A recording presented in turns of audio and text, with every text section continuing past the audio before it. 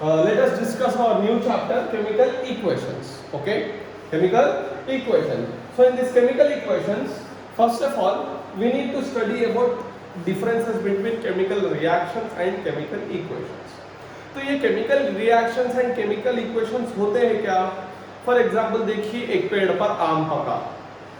आम क्या है, पहले वो कच्चा था, फिर बाद में क्या है, आफ्टर सम रिएक्शंस क्या हो गया, वो पक गया। एग्जाम्पल अपन एप्पल ले लो, आम ले लो, अपन क्या करते, पकाते, कुछ केमिकल्स डाल के उसको पकाते, उसका राइपनिंग टाइम बढ़ा दे रहे, वो भी एक केमिकल चेंज है। और क्या है, फॉर एग्जाम्पल अपन लोहे को बाहर फेंक दिए समझो।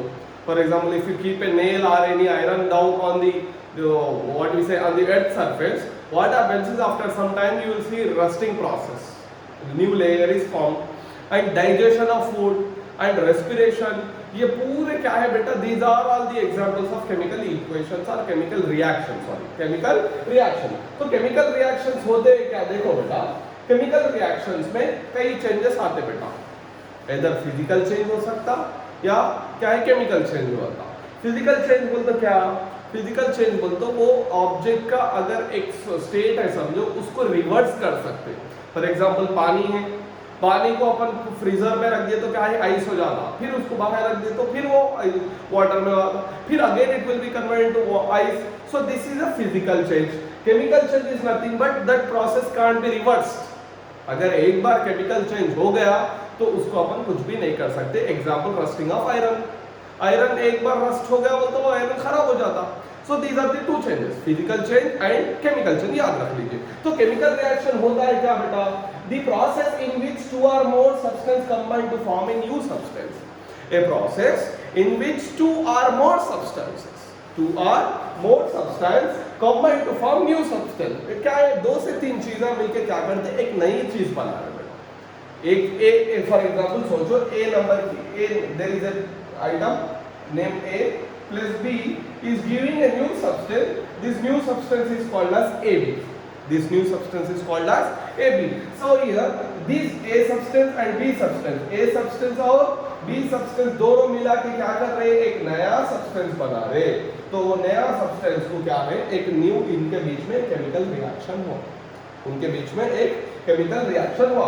तो केमिकल रिएक्शन में देखो बेटा, दो चीज, दो these are the two main things important, they are reactants and products। two main things are very important बेटा, reactants and products, reactants and products। तो reactants क्या है सर, दो substance which are on the left side, which are on the left side of a reaction। Imagine that I have taken hydrogen is reacting with oxygen to form water।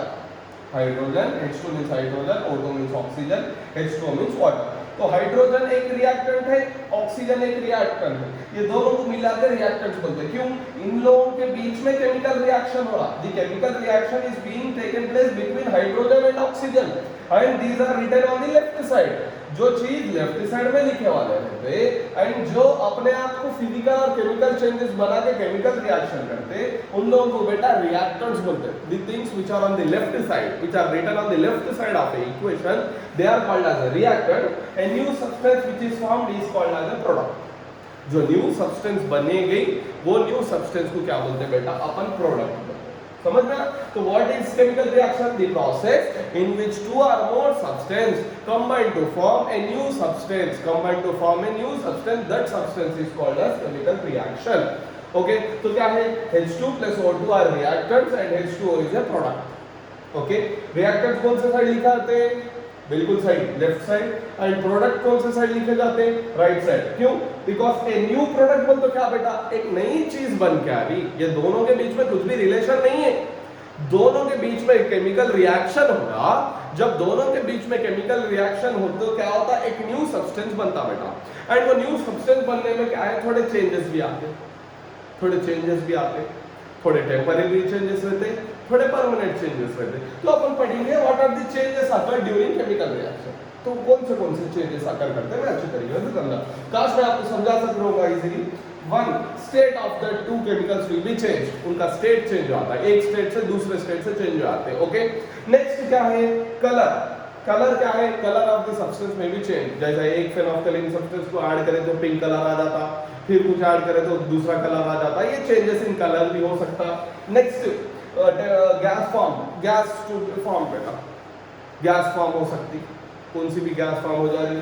Next temperature में भी increase, उनका temperature बढ़ जा सकता, temperature बढ़ जा सकता। और प्रेसिपिटेट फॉर्म, प्रेसिपिटेट बोलते हो इनसॉल्युबल सब्सटेंस, जो एक व्हाइट पाउडर के जैसा फॉर्म होता बेटा, वो पानी में मेल्ट नहीं हो जाता, मिक्स नहीं हो जाता, सॉल्युबल नहीं होता, तो उसको प्रेसिपिटेट बोलते हैं। इसमें और एक रिएक्शन होता बेटा एक्सोथर्मिक रिएक्शन और एंडोथर्मिक रिएक्शन, मैं इसके बारे में डिटेल में समझाता हूँ। Exothermic reaction and endothermic reaction. So what are the changes occur during chemical reaction? One, state of the state will be changed, color of the solution will be changed, gas may be formed, temperature will be changed, precipitate may be formed, and exothermic or changes में chemical reaction में भी exothermic or endothermic. I hope आपको समझ में आया what is chemical reaction. Chemical reaction is nothing but a reaction in which two or more substances combine to form a new substance. That is called as chemical reaction. जो left side में लिखे जाते हैं उसको reactant बोलते हैं, जो right side में लिखे जाते हैं उसको प्रोडक्ट। केमिकल इक्वेशंस क्या है? अपन केमिकल रिएक्शंस तो समझ गए। Chemical reaction is nothing but जब दो सब्सटेंस मिलते हैं तो एक न्यू सब्सटेंस फॉर्म होता है, उसको केमिकल रिएक्शन बोलते हैं। अब केमिकल इक्वेशंस क्या है? The symbolic representation of a chemical reaction with the help of symbols and formulas. अगर केमिकल रिएक्शंस को सिंबल्स के जरिए से लिख लेते तो उनके फार्मूलास के जरिए से लिख लेते, उसको केमिकल इक्वेशंस बोलते हैं। What the symbolic representation of a chemical reaction with the help of symbols and formulas is called as chemical equations. Okay, chemical equations is nothing but a short form to write chemical reactions बेटा। It is a short form to write chemical equations or reactions. Okay, तो क्या है देखिए, now CH4 is nothing but methane. CH4 is nothing but methane. जब methane और oxygen के बीच में chemical reaction होता ना, तो दो न्यू सब्सटेंस फॉर्म हो रहे, वो न्यू सब्सटेंस का नाम है carbon dioxide and hydrogen, water. Carbon dioxide and water, तो क्या हो रहा? CH4 का मतलब होता है मीथेन, O2 का मतलब होता है oxygen, then new substance are formed as carbon dioxide and water. तो क्या हो रहा? ये जो है ना, ये केमिकल रिएक्शन हुआ। ये केमिकल रिएक्शन को अपन फार्मूलास के जरिए से लिख ले रहे। ये फार्मूलास के जरिए से लिखने को क्या है? Writing in the form of chemical formulas and symbols is called as chemical equation. तो how to write chemical equations? Simple बेटा, H2 plus O2 is gives rise to H2O.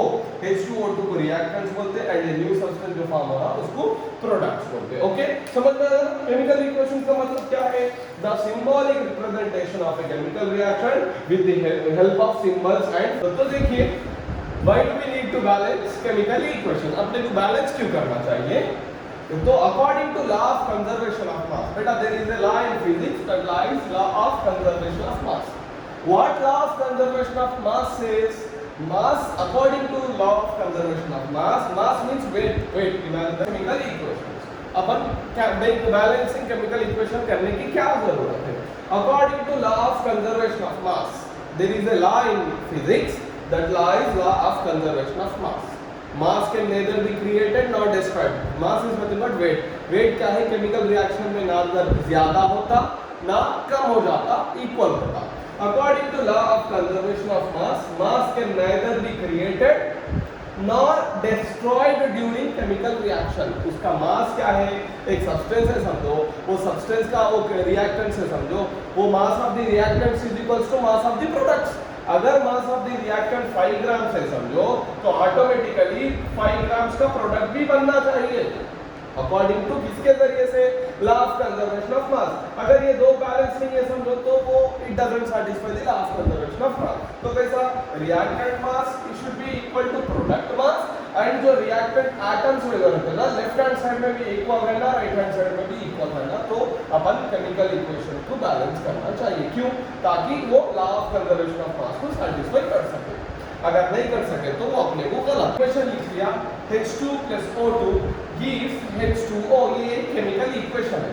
तो बैलेंस्ड केमिकल इक्वेशन का मतलब होता है left hand side में and right hand side में reactants में एंड प्रोडक्ट्स में number of items should be same. अब देखते हैं, यहाँ पर हाइड्रोजन 2 है, यहाँ पर भी 2 रहना चाहिए। अब यहाँ पर ऑक्सीजन 2 है, लेकिन यहाँ पर एक ही है। तो ये बैलेंस्ड इक्वेशन हुआ? No, it's not, it's an unbalanced equation. तो इसको बैलेंस करना चाहिए। तो कैसा बैलेंस करना चाहिए? तो देखिए फर्स्ट एलिमेंट्स क्या क्या है, एक हाइड्रोजन है, we write the box it is in form of box, hydrogen, और एक एलिमेंट है ऑक्सीजन। अब इसको एक बॉक्स के फॉर्म में लिख लीजिए, ओके, LHS और HS साइड में कितने, लेफ्ट हैंड साइड में, राइट हैंड साइड में। हाइड्रोजन कितने लेफ्ट हैंड साइड में, 2 है, यहाँ पर कितने हैं, 2 है, राइट, यहाँ पर 2 हाइड्रोजन है, यहाँ पर 2 हाइड्रोजन है, और ऑक्सीजन यहाँ पर कितने, 2 है, यहाँ पर ऑक्सीजन कितना, 1 है। तो बैलेंस्ड केमिकल इक्वेशन का मतलब क्या है? अगर लेफ्ट हैंड साइड में 2 हाइड्रोजन है तो राइट हैंड साइड में भी 2 हाइड्रोजन है ना। अगर रिएक्टेंट्स में 2 हाइड्रोजन है तो प्रोडक्ट साइड में भी 2 हाइड्रोजन रहना आपने। अगर यहाँ पर 2 हाइड्रोजन है, यहाँ पर भी 2 हाइड्रोजन रहना, लेकिन यहाँ पर एक हाइड्रोजन नहीं गया, क्या हाइड्रोजन चलेगा, जो दूसरे चलेगा, दूसरे भी चलेगा, लेकिन अब इसको शैतान खा गया समझो। इसको बैलेंस करना चाहिए, ये एक हाइड्रोजन कहाँ गया, वो एक ऑक्सीजन कहाँ गया, वो ऑक्सीजन को अपन बैलेंस किस तरीके से करना चाहिए देखो। तो यहाँ पर 2 है, अब मैं यहाँ पर ये तो 2 बैलेंस है, हाइड्रोजन को तो छेड़खानी करने की जरूरत नहीं है। चेंजेस कहाँ करना है, ऑक्सीजन में करना है, वो भी राइट हैंड साइड में ही बैलेंस करना है। लेफ्ट हैंड साइड तो ऑलरेडी 2 है, हाथ हुए, तो किससे मल्टीप्लाई करें तो बैलेंस हो जाता है इनटू 2, तो इसका मतलब मैं यहाँ H2O2 डाल देना, ओके, हाँ तो अब सही है, 2 तो डाल देना, ये तो बैलेंस हो गया। लेकिन बेटा ये अगर किसी भी एक इक्वेशन में प्रोडक्ट में या एलिमेंट में चेंज करके उसको सामने नहीं डाल लेना, उसके सामने डाल लेना पड़ता, उसके पीछे नहीं डाल लेना। अब तो कैसा लिख सकते हैं, H2 + O2 gives 2H2O हो गया। अब 2 ऑक्सीजन हो गए, 2 into ऑक्सीजन 2 ऑक्सीजन, लेकिन प्रॉब्लम क्या हुआ, अब यहाँ पर 4 हाइड्रोजन हो गए, इसके वजह से 4 हाइड्रोजन हो गए, यहाँ पर into 2 to the 4 hydrogen 2 oxygen, 2 into 0 oxygen.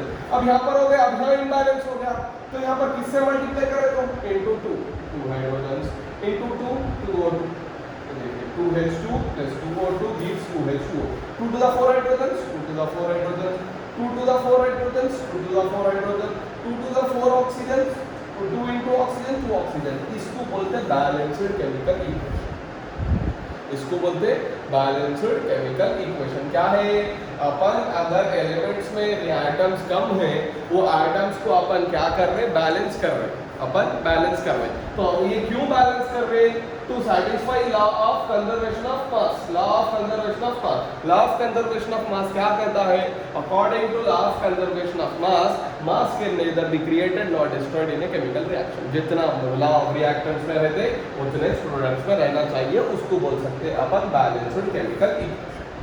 3 + Al gives Fe + Al2O3।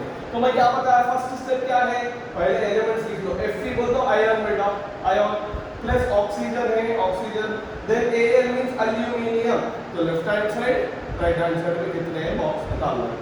Aluminium के Fe कितने, आयरन कितने, left hand side 2, right hand side में 1, ऑक्सीजन यहाँ पर 3 है, यहाँ पर भी 3 है, यहाँ पर एल्यूमिनियम कितने, 1 है, यहाँ पर 2 है। तो बैलेंस कहाँ पर करना आपको तो मालूम हो गया, यहाँ पर बैलेंस करना है, यहाँ पर बैलेंस करना है। यहाँ पर किससे बैलेंस करें तो होता बेटा into 2, क्योंकि यहाँ 2 है, 1 2 जा, तो मैं यहाँ पर राइट हैंड साइड में Fe2O3 + aluminium gives ion + aluminium oxide Al2O3। तो मुझे क्या करना है, यहाँ पर 2Fe डाल लेना है, बैलेंस हो गए, Fe2 2Fe बैलेंस होगा।